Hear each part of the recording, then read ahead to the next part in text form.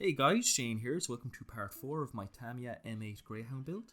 And in this episode we're going to be taking a look at painting the olive drab finish, as well as using oils to create interesting effects such as weathering and oil fading. So first things first, we're going to start by preparing our model for painting.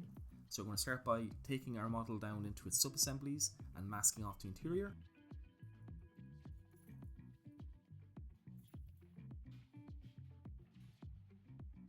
Well as adding small little handles, in this case just using a paint jar here with a bit of blue tack to act as a handle to mount our turret on, and I will do something similar with a larger bottle for the hull itself. And the smaller parts are just mounted here on a little bit of cardboard, again just mounted with a small amount of blue tack or poster tack. So I like to prime my models, and for this I'm going to use some Mr. Surfacer 1500 Black. In this case I'm just going to use it from the rattle can. And I'm just going to spray this outside. Once allowed to dry, it's going to give us a nice shadow coat to work on our olive drab with, as well as showing us any imperfections and mistakes. And there was a few slight gaps I had to fill here, so I just took some perfect plastic acrylic based putty and just filled those gaps.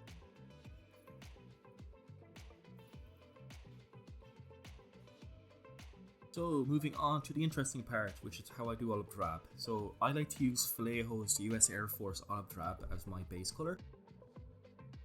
And this is a slightly warmer hue of olive drab.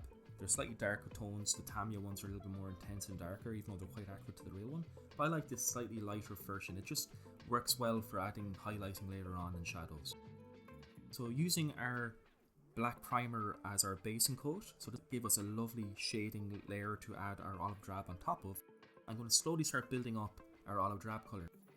Now I'm using this more or less out of the bottle, so I've thinned this down with just a few drops of Vallejo Airbrush Flow Improver, and I have my PSI set at about 20 PSI, and with my Hard Run Streambook airbrush I'm just using a 1.5 needle. Now you'll notice that Vallejo paints go down quite wet, so you do have to build up a few wet layers, but just be kind of careful while doing this not to flood the surface of the model with paint, as it is quite easy to do that.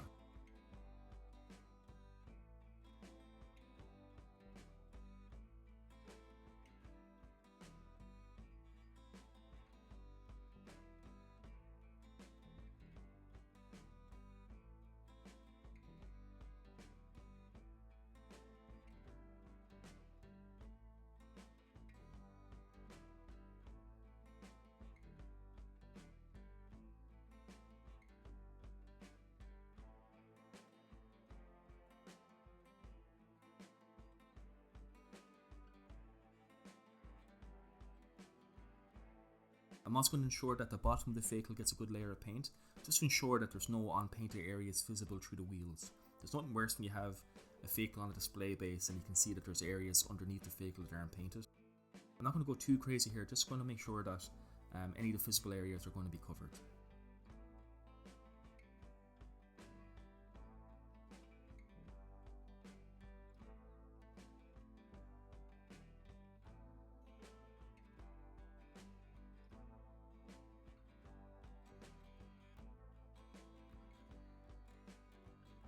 So with our base layer allowed to dry, now I'm going to start adding some highlights. And for this I'm going to take some Model Air Yellow Ochre, which is a nice kind of warm ochre colour, actually as the name would suggest. And I'm going to mix this into our olive drab. Now you can regulate how intense this highlight's going to be by how much olive drab to ochre you mix. Now I'm going to go for a slightly brighter ratio, so I'm going to go roughly 60% olive drab to 40% ochre. And this is going to give me a lovely desaturated tone here to add into the center of plates.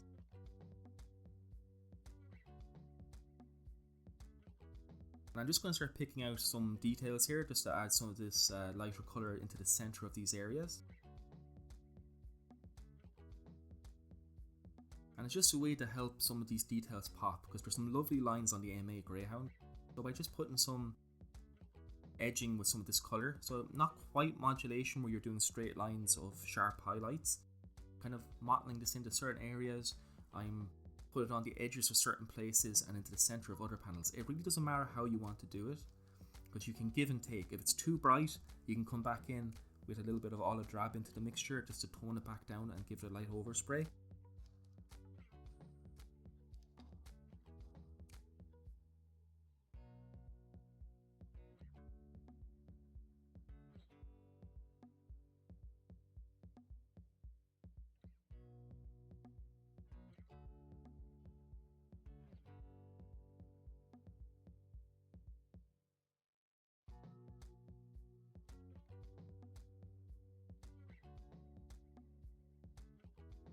Speaking of more highlights, I'm going to add quite a few more drops into our mixture here. So you can see I'm pushing this highlight quite a bit further now.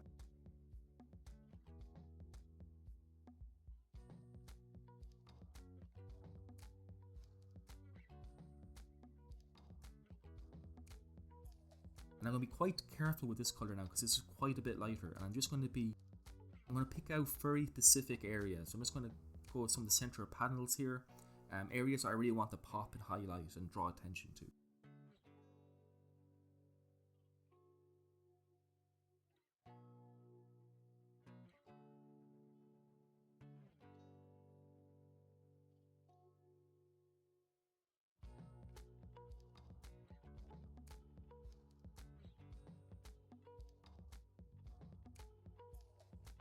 And also don't panic if it goes too light, because we're going to put a lot of oils on top of this later on, and that's going to knock everything back and uniform all these colours together.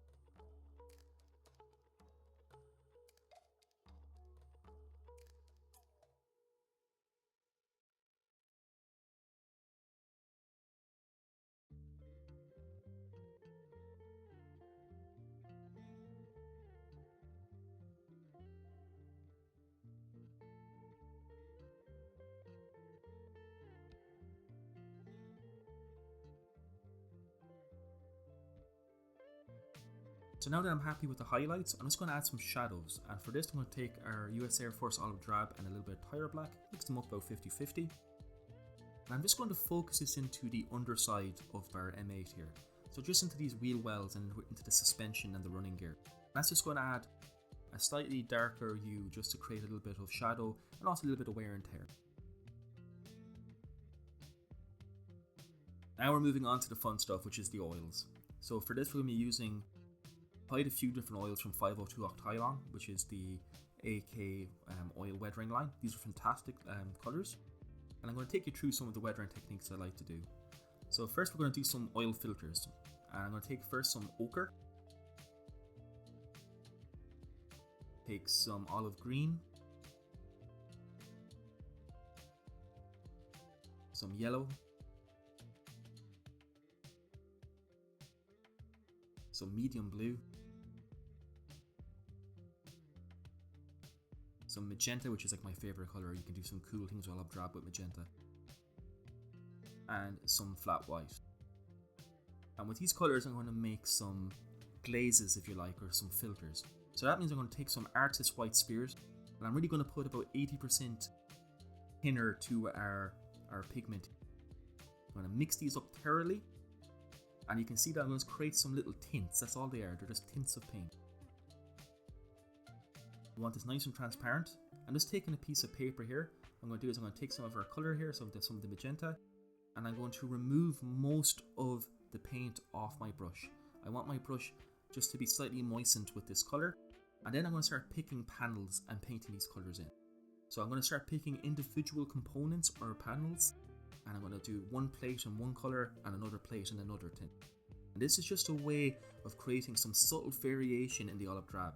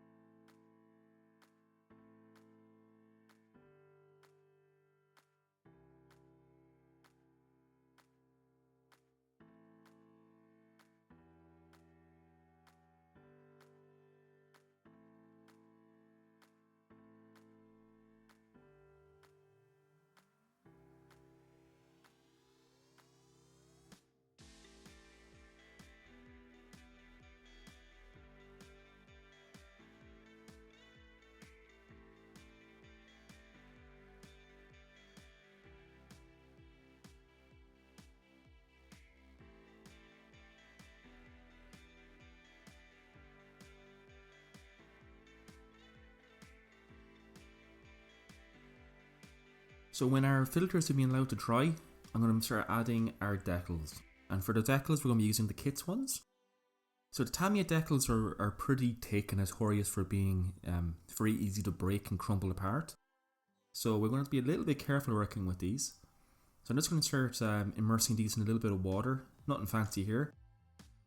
And then just using a little bit of Mr. Colour decal softener, I'm going to start applying our decals or our decals here now to our M8.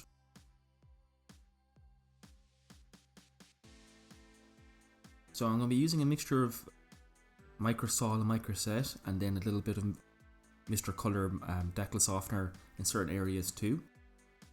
Now these decals were a little bit hard to, they really did not want to sit down on the model at all. They tended to slide all over the place a little bit. So they did take a little bit of coaxing just to get them to sit right and line up correctly.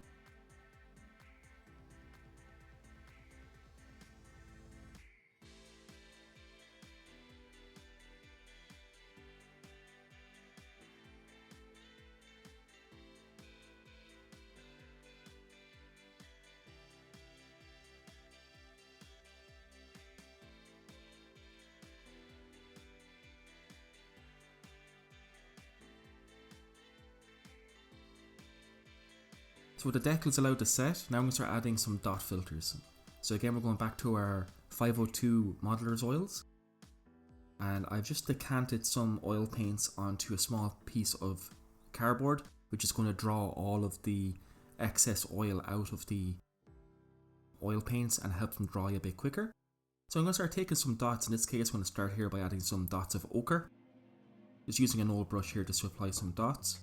And I'm going to use just some colours such as ochre, some sap green, or some olive green should I say, some flat white, some earth and dust tones, as well as some blue tones as well.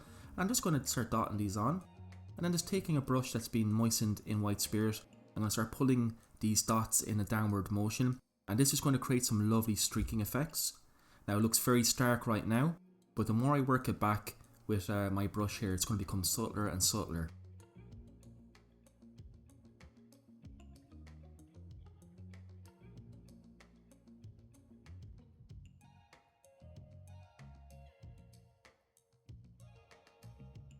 Now I'm taking a nice soft brush that's totally dry, there's no white spirit or paint on this brush, and I'm going to start blending this back, just applying some gentle force, and this is going to start feathering out these streak marks and make them even subtler.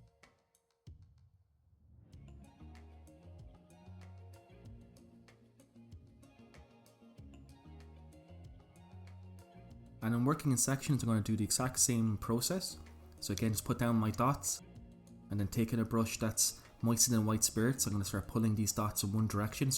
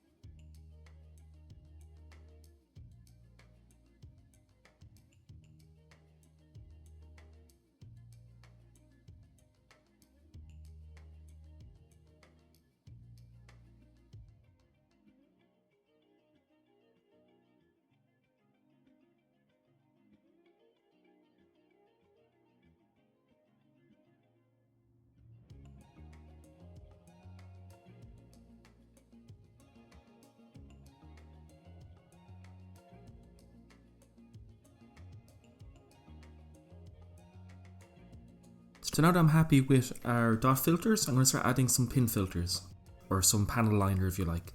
And for this I'm going to take some 502 Shadow Brown, and I'm going to thin this down really heavily with some white Artist Spirits. You can also use enamel thinners for this if you want. I just tend to use Artist Spirits because it's just easier for me to get my hands on. And I'm going to create a pretty heavy wash with this. So just taking some of our white spirit here, I'm going to start thinning this out.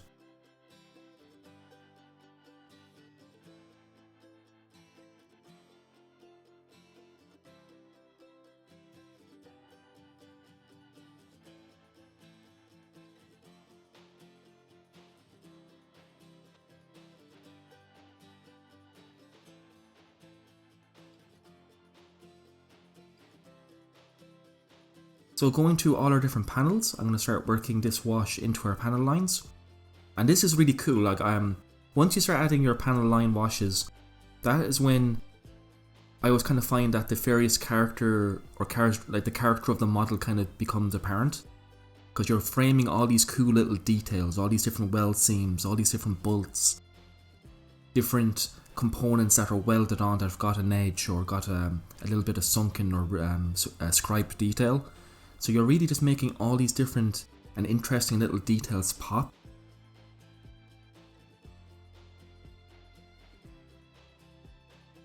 And you can also see that I'm being a little bit messy here. I'm not really being too precious about how neat I am. Because that's the beautiful thing with oil paints. I can come back in with a little bit of Artist White Spirit and wipe away anything I don't like.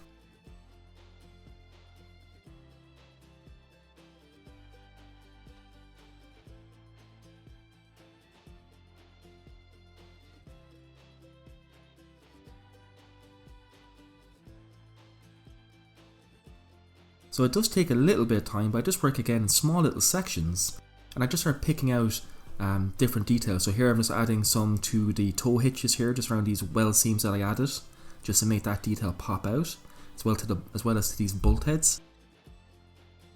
And not only does it create a frame to make these details pop out and make them stand out from the Olive Drab background, but it also creates an element of grime.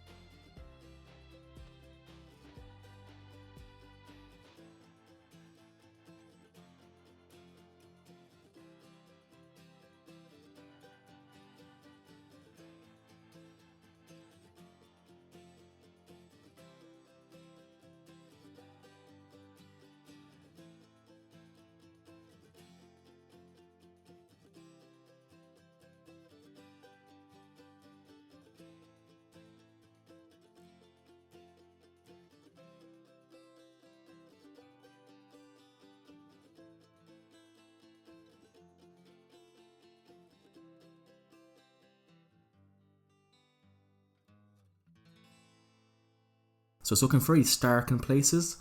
Again, it's looking a little bit cartoonish, which I want to avoid. So I'm just going to come in here with my brush that's been moistened in white spirit, and I'm just going to start working back some of these more starker areas just to make it a little bit more subtle. I'm just going to feather it out and blend it back out. And that's what I love about oil paints. They're very forgiving. Like, they allow you to do anything you want to do. There's no set way to working with oils. You can use them any way you want.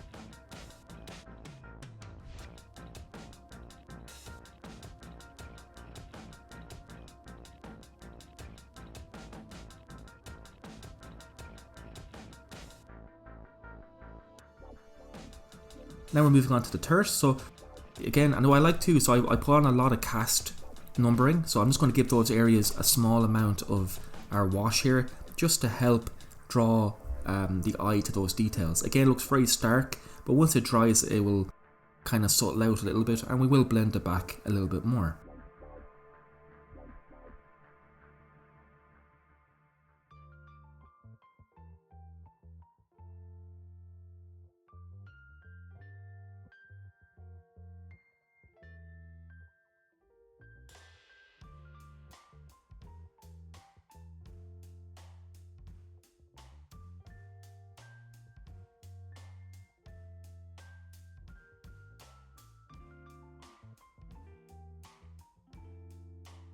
Because there's a lot of different details that we added to this model, it does take a little while just to frame everything with our wash.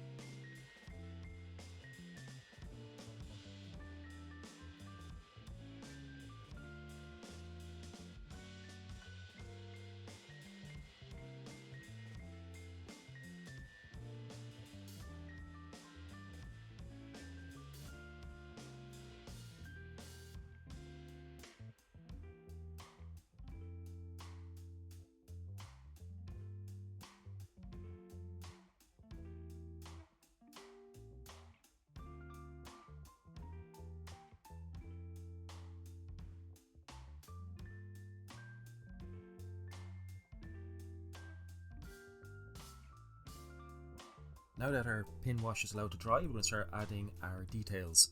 So we're going to be switching back to Vallejo model colour, and we're going to start painting up the various items, the stowage and the tools on our M8. So we're going to start off by taking some Vallejo model colour Olive Drab, and I'm going to start painting in the jerry cans and the ammo cans for the 50 cal machine gun.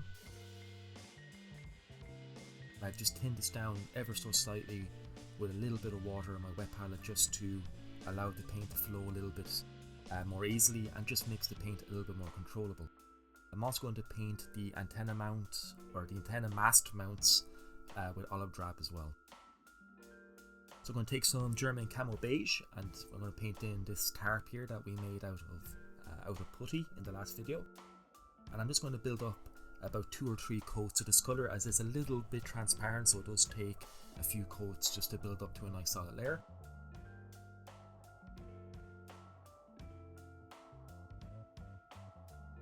Now switching over to khaki, I'm going to start painting up some of the packs and musette bags. So I tend to keep most of the actual web gear that's in the stowage either khaki or a mixture of khaki and Russian uniform. Some of the tarps, I'm going to take some German field grey and paint them up.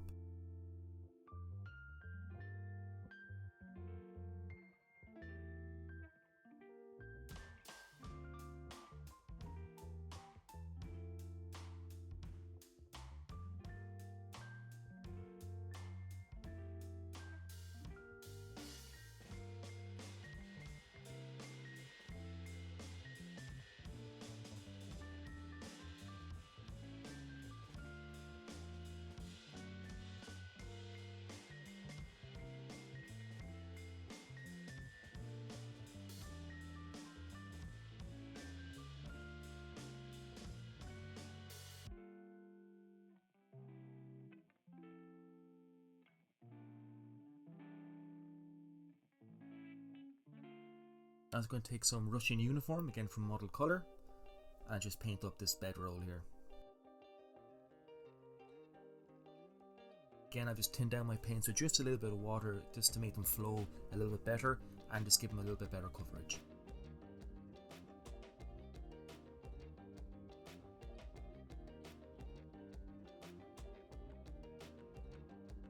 So this is a little bit of an involved step, painting up the stowage. It does take a little bit of time to get everything base coloured in. However, I find that if you do take the time and not rush this, you can get some absolutely lovely results.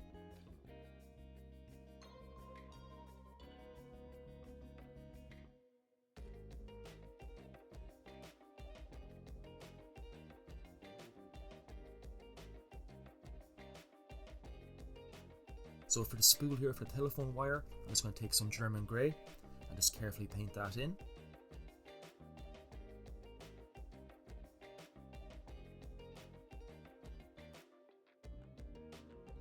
A notion to maybe rush the stowage on your builds, because you just want to get everything done, and this is kind of seen as afterthought or formality, but if you do take your time, it really does add so much.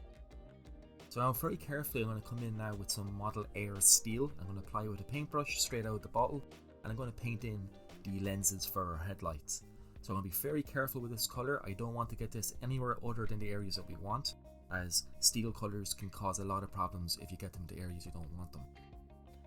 And then to base coat our tools, so the actual metal parts of our tools, I'm going to take some model color German camo black brown, and this is going to be a nice non-metallic base.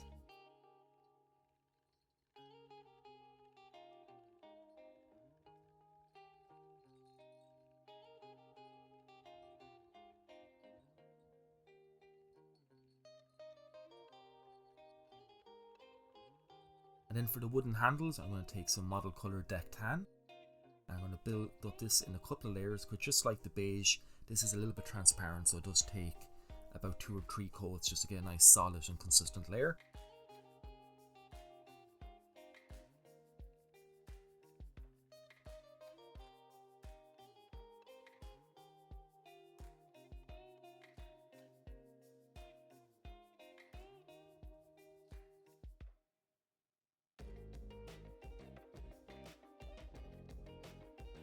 So once everything is allowed to dry, I'm going to come back in with an oil wash, and I'm going to make a pretty heavy wash of 502 Shadow Brown. So I thinned this down with some Artist White Spirit, and this will make kind of heavy wash, and I'm just going to apply this very liberally. I'm not going to be too precious about it. I'm just going to make sure it's a nice even coat. I'm not going to allow it to pool in any areas I don't want it to. However, because this is an oil wash, any areas that we don't like, we can really wipe it away with a cloth, or come in with a brush, moisten in white spirits, and just erase anything we don't like. So it is very forgiving. And this is just going to add a little bit of shadow to our stowage.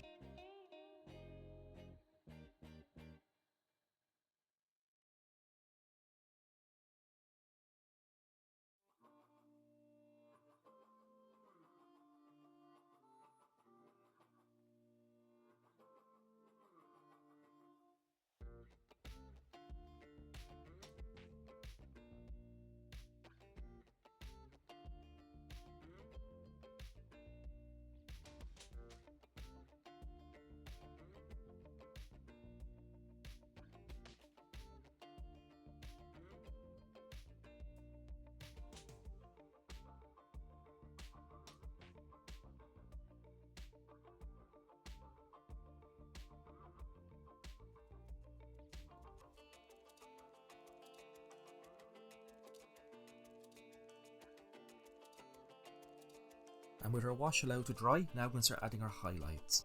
So for this, we're going to go back to our base colours. So this is the advantage of using a wet palette. So the colours that we use to base all our stowage should be still active on our wet palette.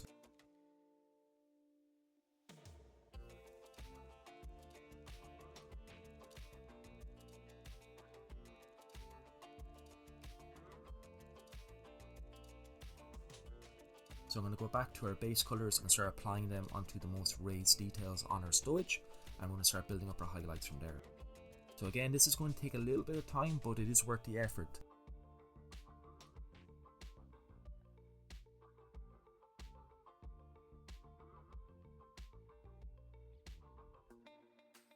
So I would recommend that you take a day or two if you're doing a similar project that has a lot of stowage on a vehicle, and just give yourself the time to work on this without rushing it, because it is a very monotonous thing to build up stowage, and again there is the impulse to rush through this. But if you take your time and build up some nice highlights, it does add so much character to the vehicle and really makes it pop and shine.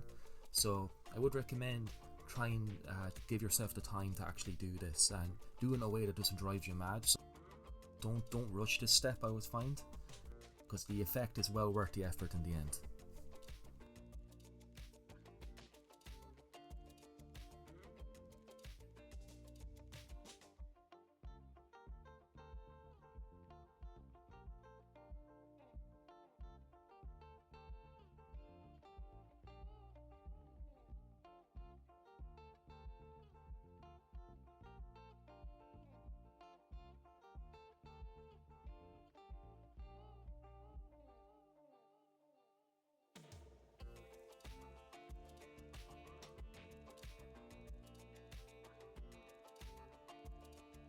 Now to create some simple wood grain texture on our wooden tools, I'm just going to take some Artist Burnt Umber Oil, and I'm going to apply this directly from the tube onto our wooden haft here.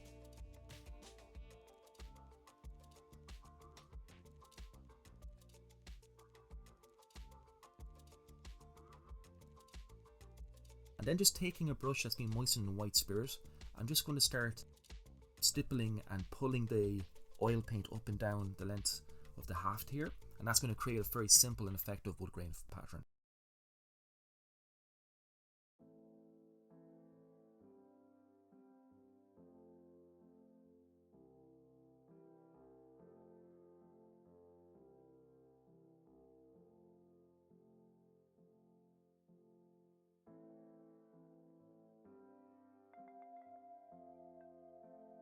So moving on to our 50 cal, so how I like to do my 50s is I like to do like a non-metallic effect. So I'm going to base coat the 50 cal in German grey by Model Colour, and then taking some neutral grey again from Vallejo Model Colour, I'm going to start dry brushing the receiver and the barrel in this neutral grey colour. And this is going to simulate the parkerization that a lot of US military weapons have. So this is a form of treatment. I think it's an anti-corrosive treatment to protect the weapon, and has a slightly blue-grey quality to it. So again here with the 30 cal barrel here, I'm just going to base coat it in German grey, and once that's allowed to dry, I'm going to give it a nice healthy dry brush of neutral grey, and that's going to give us our nice blue-grey parkerized finish. And then just to give it a more metallic end look, I'm going to take some artist's black oil, or a black oil paint. Lamp black is a great colour for this. I'm going to thin it down quite heavily with Artist White Spirit and apply a heavy wash on top of our dry brushing. And we get a lovely non-metallic finish, as these 50s are not too shiny when you actually see them up close in person.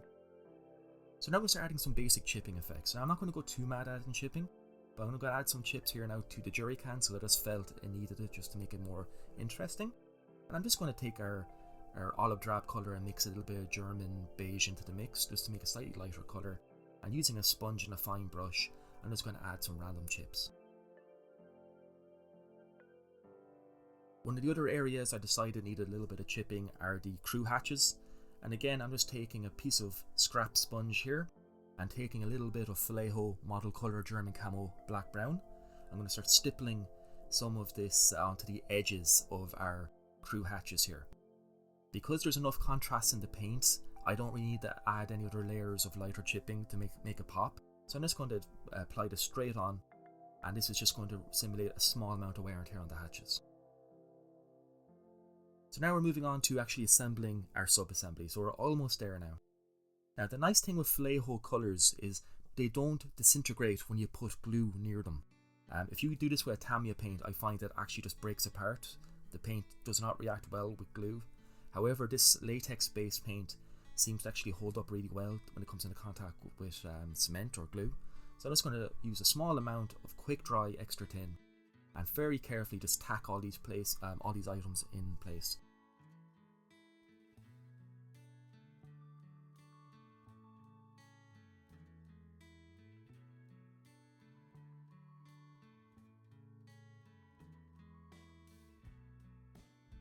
And one of the last steps now is going to take some PVA glue, and we're going to mount our lenses for our headlights into place using the PVA.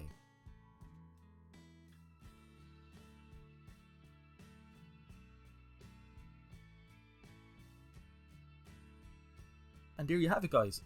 Our M8 is all painted and base weathered up. So in the next episode, we're going to be taking a look at adding mud and dust effects and the final detailing. There's a few more items we're going to add to our M8 just to bring it into completion, and also just based on some actual period photographs. So guys, I hope you really enjoyed this video. I know it's been a long time coming, and I really hope it was worth the wait. But this was an absolute gem of a little kit to work on. I really enjoyed it, and I hope that this might give some of you the push to try this kit yourself. It's an absolutely fantastic classic TAMIYA kit. So guys, I hope you're all keeping well and safe. I hope to have this last episode published just before Christmas, so do join me then, guys. I hope you're having a nice holiday season. Stay safe, my friends, and I'll catch you in the next video. I've been Shane. Bye bye.